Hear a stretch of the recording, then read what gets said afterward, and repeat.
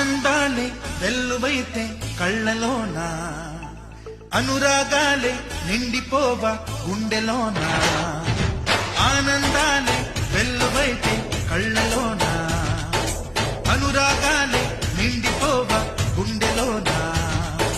మమతల మాలలు తెచ్చి ఆ కలకలనే చెరిపేసి, ముంగిట ముగ్గులు పెట్టి బెంబల కొలువే చేసి, మనమంతా చేరి ఆడి పాడే వేళ సంక్రాంతి పండుగ చేద్దామా.